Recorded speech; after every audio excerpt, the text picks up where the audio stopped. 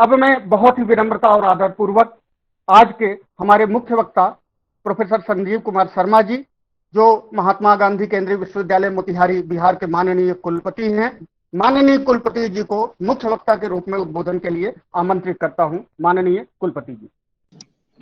धन्यवाद योगेंद्र जी। अटल बिहारी वाजपेयी हिंदी विश्वविद्यालय द्वारा आयोजित इस कार्यक्रम की अध्यक्षता कर रहे विश्वविद्यालय के आदरणीय कुलपति, राजनीति विज्ञान विषय के और विशिष्ट रूप से अंतर्राष्ट्रीय राजनीति के देश भर के ख्याति प्राप्त तज्ञ और मेरे अग्रज मित्र प्रोफेसर रामदेव भारद्वाज जी, महात्मा गांधी की भारत की पहली कर्म चंपारण से आप सबको प्रणाम करता हूं। इस कार्यक्रम के भाई श्री भगत शरण सिंह जी और इस कार्यक्रम से जुड़े हुए सभी आदरणीय बंधु भक्तियों को सादर प्रणाम करता हूं। एक निवेदन योगेंद्र जी प्रारंभ में करूंगा। ये ज्ञान शंकर जी, आपका सबका माइक यदि ऑफ हो जाएगा तो मेरी आवाज थोड़ी ठीक से आ जाएगी। मेरे सिवा बाकी सबके माइक यदि थोड़ी सरलता होगी ना। ये कौन बोल रहा है?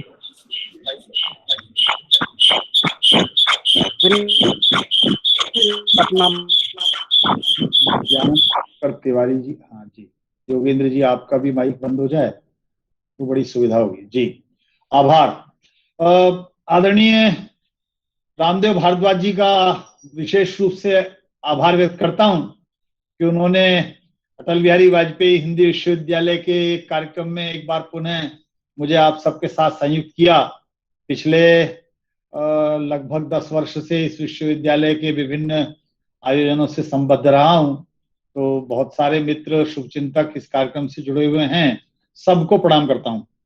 आज का दिन हम लोगों के लिए एक दृष्टि से अत्यंत महत्वपूर्ण यह इस रूप में है कि आज हम एकात्म मानव दर्शन के प्रणेता कहे जाने वाले पंडित दीनदयाल उपाध्याय का स्मरण कर रहे हैं।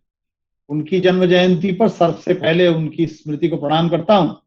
और हमारे समक्ष आज का जो विषय है वो इस प्रकार है कि पंडित दीनदयाल उपाध्याय की जीवन दृष्टि और वर्तमान विश्व। हमारे समक्ष आज के विश्व के समक्ष समकालीन समसामयिक प्रश्न अनेक प्रकार के उपस्थित हुए हैं और सबसे पहला प्रश्न तो इसी से संबंधित है कि हम आभासीय माध्यम से मिल रहे हैं। जब हम आभासीय माध्यम से मिल रहे हैं तो भौतिक रूप से मिलने की संभावनाएं कष्टप्रद हैं और डरावनी भी हैं। 57-58 लाख की संख्या हम पार कर चुके हैं संक्रमित लोगों की, संसार में दूसरे नंबर पर आ गए हैं और अब भय लग रहा है किसी भी दिन हम अमेरिका को पार करके पहले नंबर पर भी आ सकते हैं। हमारी जनसंख्या भी अधिक है, हमारा आकार भी विशाल है, तो ये संक्रमण का काल है, संकट का समय है। इस संकट के समय में भी हमारी अकादमिक गतिविधियां नहीं रुकी है, ये भी एक बहुत अच्छा संकेत है। हमने पिछले 6-7 महीने में सभी विश्वविद्यालयों ने देखा और हम दोनों मित्र एक दूसरे को प्रतिदिन के हिसाब से फॉलो करते रहते हैं। रामदेव जी कुछ कराते रहते हैं और मैं भी कुछ कराता रहता हूँ, तो एक दूसरे की जानकारी रहती है कि हम अकादमिक रूप से, हम दोनों नहीं, पूरे देश में, मैं आप सब और पूरे देश भर में जो हमारा अकादमिक समुदाय है उसको देख रहा हूँ। छोटे छोटे बच्चे मेरे आपके घरों के ऑनलाइन क्लासेस पढ़ रहे हैं, उनकी ऑनलाइन क्लासेस हो रही हैं, विश्वविद्यालयों में ऑनलाइन पढ़ाया जा रहा है, बड़ी संख्या में देश भर में वेबिनार्स हो रही हैं, फैकल्टी डेवलपमेंट प्रोग्राम भी ऑनलाइन हो रहे हैं। हमने देखा है कि ऑनलाइन अब माननीय प्रधानमंत्री जी ने तो कई कार्यक्रम ऑनलाइन कन्वोकेशन के भी कर दिए, शिलान्यास के, लोकार्पण के भी कर दिए, कैबिनेट की मीटिंग भी अब वो ऑनलाइन कर रहे हैं। तो ये जो और राष्ट्रीय शिक्षा नीति आई वो इसमें बात करने लगी कि हम ऑनलाइन माध्यम से कुछ प्रतिशत निर्धारित कर दें अपने अध्यापन अध्ययन का। तो एक संकट का समय है और मुझे ऐसा लगता है कि जब समकालीन संकट हमें परिचिंतित करते हैं तो हमारे पास उस संकट के समाधान के लिए सोचने के कुछ रास्ते होते हैं। तो भारत की एक परंपरा है, जब विद्यार्थी हम लोग विश्वविद्यालयों में हैं, विश्वविद्यालयों में एक दीक्षांत समारोह होता है। अब तो आपका अपना भवन भी हो गया है, अपनी भूमि भी हो गई है, उस स्थान की ओर भी आप प्रस्थान कर गए। जब आप दीक्षांत समारोह करेंगे या करते रहे होंगे तो उसमें अपने विद्यार्थियों को चलते समय कहते हैं, भाई अब स्वाध्यायान मा प्रमद सत्यम वद धर्मम चर, धर्म सत्य का पालन करो, धर्म का पालन करो, सत्य बोलो, स्वाध्याय में प्रमाद मत करो। उस समय विद्यार्थी के समक्ष एक प्रश्न आता है, जब मुझे अब कुछ समझ में नहीं आएगा, तो अब तो गुरु मेरे सामने है नहीं, मैं किसके पास जाऊंगा ज्ञान लेने के लिए, पूछने के लिए। तो उसका एक मार्ग है पुस्तक, शास्त्र। शास्त्र बताएगा। और शास्त्र भी नहीं जब होगा तो बड़े लोगों ने जो कहा है, जो महाश्रेष्ठ लोगों ने कहा है, महान लोगों ने कहा है, महात्माओं ने कहा है, महान आत्माओं ने कहा है।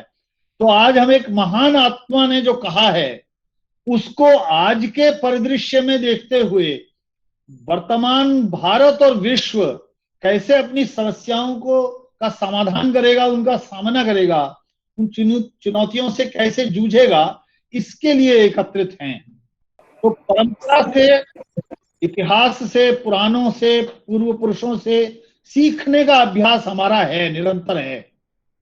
और जब भी कभी ऐसा लगे कि हमें कोई बात समझ में नहीं आ रही है, तो मैंने प्रारंभ में कहा शास्त्र।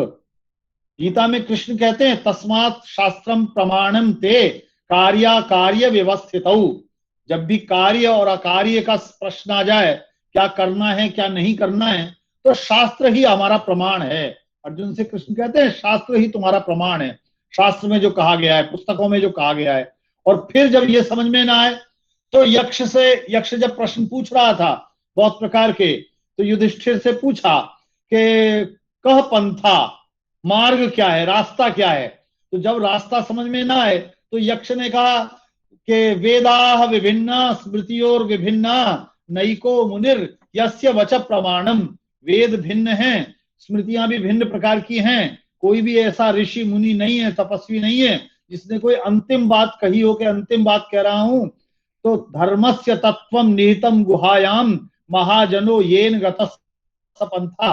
धर्म का तत्व, ज्ञान का तत्व, बोध का तत्व छिपा हुआ है। श्रेष्ठ लोग जिस रास्ते से गए हैं उसका हमें अनुकरण करना है। इसी को गीता भी पुनः एक बार कहती है, यद यदा आचरते श्रेष्ठ तत्तद देवे तरो जना। जैसे जैसे श्रेष्ठ लोग आचरण करते हैं, सामान्य लोग उनका अनुकरण करते हैं। सयत प्रमाणम कुरुते लोकस्तदनुवर्तते। वह जो प्रमाण बनाता है, लोक उसका ही अनुसरण अनुगमन मात्र करता है।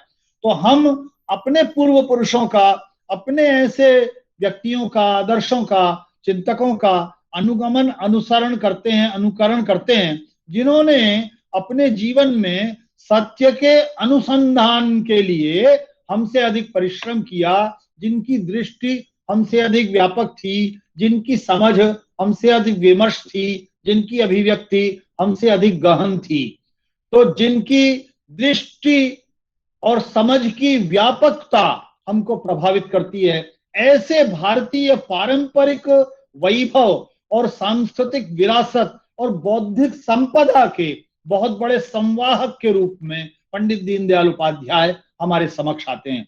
भारत की वैचारिक अधिष्ठान को समकालीन राजनीतिक विचारधाराओं के समकक्ष रखते हुए और उस समय की वैचारिक अधिष्ठानों में अंतर्निहित विरोधों को, अंतर्निहित समस्याओं को रेखांकित करते हुए और उनकी मिथ्या होने की स्थिति को चिन्हित करते हुए पंडित दीनदयाल उपाध्याय पूंजीवादी व्यवस्था में स्पर्धा के आधार पर मनुष्यों के द्वारा मनुष्यों के शोषण को बताते हैं और इसलिए उसकी निरर्थकता को भी रेखांकित करते हैं।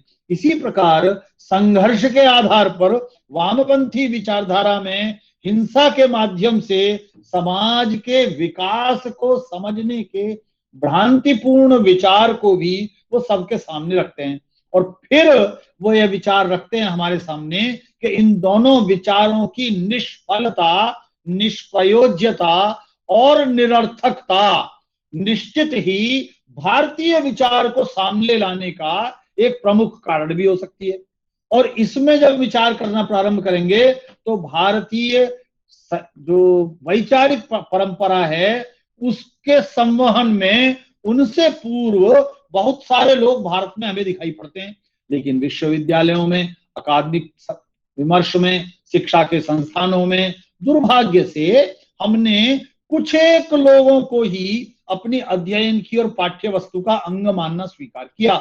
बहुत कम स्थानों पर ऐसा संभव हुआ कि हमने उन कुछ एक चिन्हित व्यक्तियों के, जिनके आभा मंडल राजनीतिक कारणों से बड़े दैदीप्यमान बना दिए गए, उनको छोड़कर बाकी को हमने अपने अकादमिक विमर्श का, अनुसंधान का, शोध का, अध्ययन का, अध्यापन का, पाठ्य वस्तु का, पाठ्यक्रम का अंग नहीं बनाया, पुस्तकालयों तक का अंग नहीं बनाया। इसका परिणाम ये हुआ कि हम अब इतने वर्ष बाद, और सौभाग्य से पिछले कुछ कहूं तो 7-8 वर्ष या 10 वर्ष 12 वर्ष से ही हम दीनदयाल जी के बारे में इन अकादमिक संस्थानों में विशिष्ट रूप से बात करना प्रारंभ कर पाए हैं। इससे पहले नहीं करते थे। इसका अर्थ यह भी है कि हमें अपनी वैचारिक परंपरा के प्रस्थान बिंदुओं की पहचान भी ठीक से नहीं हुई। कौन कौन कहां कहां प्रस्थान बिंदु निर्धारित करता है।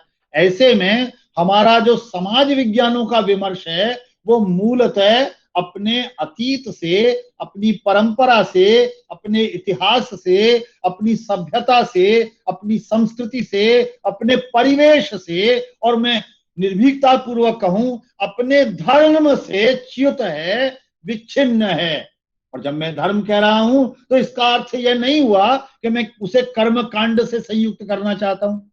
राजनीति विज्ञान या समाज विज्ञान के विद्यार्थियों के लिए धर्म का अध्ययन हमने अस्पृश्य मान लिया, और ये मान लिया कि उनको धर्म के बारे में कोई बात नहीं करनी है।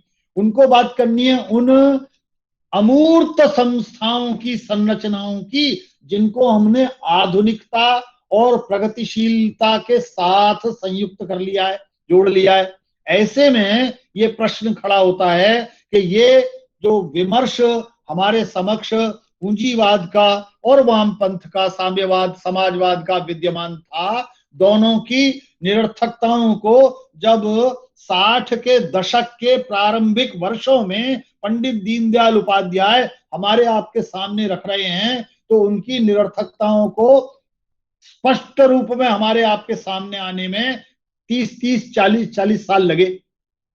1990 के बाद हम पहली बार ये जान पाए कि विश्व के अधिकांश राष्ट्रों में बलपूर्वक थोपे गए साम्यवादी संरचनात्मक उपक्रम में किसी प्रकार का कोई मूल आधार विद्यमान नहीं है, और उसका परिणाम सोवियत संघ के पतन के बाद वामपंथ के पराभव को हमने पूंजीवाद के जय घोष के रूप में स्वीकार कर लिया। और ऐसे में विचारधारा का अंत, इतिहास का अंत, ईश्वर की मृत्यु, ये सब घोषणाएं हुई। ये सब इसी रूप में थी कि वहां संघर्ष के आधार पर, हिंसा के आधार पर, बहुसंख्य के बल के आधार पर सामाजिक परिवर्तन, राजनीतिक परिवर्तन का जो उपकरण तैयार किया जा रहा था, उसके विकल्प में हमने एक उदारवादी, नव उदारवादी, पूंजीवादी एक ऐसा विकल्प तैयार कर लिया जो विश्व भर के लिए सामने हमने वैश्वीकरण के नाम से परोस दिया। और उस निजीकरण, उदारीकरण, वैश्वीकरण के उत्सव के उल्लास में उन्मत्त समाजों ने अपनी संप्रभुताओं के साथ जिस प्रकार के समझौते किए, उससे भी परे उनमें मानव मूल्यों के, मानवता के, मानव के होने के जो तंतु थे वो क्षीण से क्षीण होते चले गए। और उसे हमने कोविड-19 के प्रारंभिक समय में, आप में से अधिकांश मित्रों ने ध्यान दिया होगा कि जब लॉकडाउन विश्व भर में प्रारंभ हुआ तो अपने को बहुत विकसित कहने वाले राष्ट्रों की क्या दशा हुई, उनके सारे भौतिक ऐश्वर्य का क्या हुआ, उनकी समृद्धि, उनकी आधारभूत संरचनाएं किस दशा में रह गईं। बड़े बड़े विकसित और शक्तिशाली कहे जाने वाले राष्ट्रों के राष्ट्राध्यक्षों को भी अपने घरों में बंद होना पड़ गया। इसका अर्थ हुआ कि पूंजीवादी और उदारवादी या नव उदारवादी या वैश्वीकरण के नाम पर जो वैचारिकी हमको प्रस्तुत की गई वह भी निष्प्रयोज्य ही है। ऐसे में एकमात्र विकल्प संपूर्ण भारतवर्ष की विचारधारा ही, भारत की सनातन वैचारिकी ही संपूर्ण विश्व के समक्ष समसामयिक विश्व के समक्ष एक विकल्प है, एक रास्ता है, एक मार्ग है। तो यक्ष का जो प्रश्न है कह पंथा का, मुझे लगता है आज कोविड-19 के समय पूरा विश्व एक प्रश्न पूछ रहा है, कह पंथा, क्या मार्ग है, क्या रास्ता है।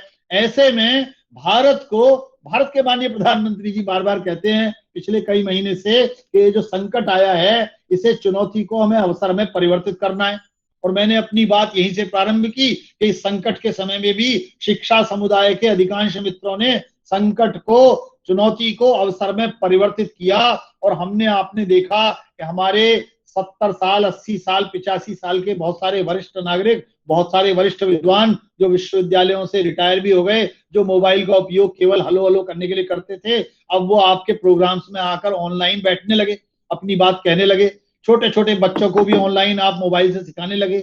ये प्रौद्योगिकी के साथ स्वयं को निरंतर परिष्कृत, परिमार्जित करते हुए और पारंपरिकता से दूर न जाते हुए, क्योंकि विश्व भर को हमने हाथ जोड़कर प्रणाम करते हुए आज तक देख रहे हैं, हाथ नहीं मिलाना है, अब नमस्कार करनी है, हाथ नमस्कार दूर से करनी है। ये प्रणाम की मुद्रा विश्व भर की जो स्वीकार्यता बनी वो इस संकट ने ही प्रदान की। ऐसे में कह पंथा जब विश्व आपसे पूछ रहा है तो हमारे आपके पास पंडित दीनदयाल उपाध्याय जिस एकात्म दृष्टि को लाते हैं उस दृष्टि पर एक बार पुनः विचार करने की आवश्यकता है। और अब मैं कहूं, पंडित जी उस समय में इसके लिए शब्द प्रयोग 1964 में जब ये विचार उन्होंने पहली बार प्रारंभ किया मुंबई में, और विजयवाड़ा में जब 1965 में इसे स्वीकार किया गया अप्रैल में, तब तक इसे मानववाद कह रहे हैं, एकात्म मानववाद कह रहे हैं। लेकिन भारत में सामान्यतः हम किसी विचार को वाद के रूप में नहीं चलाते, क्योंकि वाद कहते ही उसका एक प्रतिवाद या उसका एक विरोध या उससे एक असहमति वो विद्यमान हो जाती है। और यदि वो असहमति विद्यमान होगी तो वो उसके विरोध में खड़ी होगी। भारत की परंपरा कहती है वादे वादे जायते तत्वबोध, तत्व का बोध वाद और वाद से ही होगा। दोनों प्रकार के या अनेक प्रकार के, विभिन्न प्रकार के, भिन्न भिन्न प्रकार के, पृथक प्रकार के वाद विचार एक साथ रखे जा सकते हैं। वे एक दूसरे से असहमत होते हुए भी एक साथ जीवित रह सकते हैं, एक साथ चल सकते हैं, आगे बढ़ सकते हैं। इसीलिए हम एकम सद्विप्राः बहुधा वदन्ति कहते हैं, इसीलिए हम विश्ववर से श्रेष्ठ विचारों को आमंत्रित करते हैं, इसीलिए हम आनो भद्रा कृतवो यन्तु विश्वतः कहते हैं, इसीलिए हम अपने श्रेष्ठ जितने विचार एकत्रित हो जाएं उन सब विचारों को विश्व भर में वितरित करने के लिए, संचरित करने के लिए, प्रसृत करने के लिए, फैलाने के लिए हमारा मंत्र कहता है यजुर्वेद का, यथेमाम वाचम कल्याणीम आवदानी जनेभ्य। मेरे पास जो भी कल्याणकारी वाणी है, विचार है, श्रेष्ठ भाव है, उसे मैं सब तक वितरित कर दूं। और जब सब तक वितरित कर दूंगा तो सब में वो श्रेष्ठत्व का भाव संचरित हो जाएगा। उससे हम उसे आर्य कहेंगे। तो कृणवंतो विश्वमार्यम, विश्व भर को श्रेष्ठ बनाना है।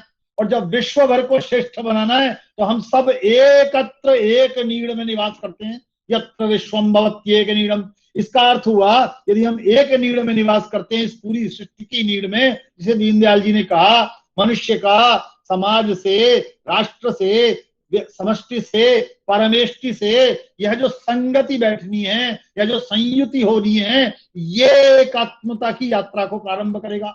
और जब ये एकात्मता की यात्रा को प्रारंभ करेगा तो सब में वही भाव, सब में वही ईश्वरत्व व्याप्त होगा। और ईशावास्य उपनिषद कहती है ईशावास्यमिदं सर्वम यत्किंच जगत्याम जगत, इस जगती में जो कुछ भी जगत है वो ईश्वर से अतिव्याप्त है। और यदि वो ईश्वर से अतिव्याप्त है तो उसका उपभोग तेन त्यक्तेन करना है, त्याग पूर्वक करना है, जिसको अनासक्ति योग श्री कृष्ण गीता में कहते हैं। तो ये जो सब में ईश्वर की व्याप्ति है, इसको कृष्ण ने गीता में कहा ईश्वर सर्वभूतानां हृद्देशेर्जुन तिष्ठति। ये ईश्वर हे अर्जुन सभी प्राणियों के हृदय देश में स्थित है, निवास करता है। तो जब सभी प्राणियों के हृदय में, सभी जीवधारियों के हृदय में ईश्वर की उपस्थिति है, ईश्वर स्थित है, तो सब में वही है जो मुझ में है। और जब सब में वही है जो मुझ में है तो सब में एक एकत्व है, सब में एक समत्व है, और वो समत्व यदि संचरित होता है तो सबकी चिंता मेरी चिंता है। तब वेद का ऋषि प्रार्थना करता है, यतो यत समी हसे ततो नो अभयम कुरु। जिस जिससे श्रेष्ठ समझते हो, उचित समझते हो, उससे हमारी रक्षा करो। तो आज हमारे सामने, समसामयिक विश्व के सामने ये प्रश्न है कि हम किसकी चिंता करें। जब विश्व के कुछ राष्ट्रों के समक्ष औषधियों की कमी आई और हमारा कोविड का संकट इतना फैला नहीं था, तब भी हमने उदारता पूर्वक विश्व भर को औषधियां देना स्वीकार किया। ये जानते हुए बहुत सारे लोगों ने यह चिंता व्यक्त की, हम विश्व का ध्यान क्यों कर रहे हैं, अपनी चिंता क्यों नहीं कर रहे हैं। लेकिन हमारी सनातन अक्षुण्ण अजस्र परंपरा हमें इस बात के लिए तैयार कर चुकी है इतने वर्षों में कि हम विश्व के कल्याण की चिंता करें, सबकी चिंता करें। और जब हम सबकी चिंता करते हैं तो हम केवल सबके सुख की कामना नहीं करते। बहुत सारे लोग बोलते हैं सर्वे भवन्तु सुखिनः, इससे आगे जाएंगे तो सर्वे सन्तु निरामया, सभी निरोगी हों। और सभी निरोगी हों उसके लिए आवश्यक है कि उनकी निरोगिता के लिए जो आवश्यक उपाय हैं वे भी हम करने को तत्पर हों। सर मां कश्चित दुख भाग भवेत् तक जाते हैं, किसी को दुख का अंश मात्र भी ना हो। यह जो दुख का अंश मात्र भी ना हो, यह कल्पना विश्व के कल्याण की कल्पना है।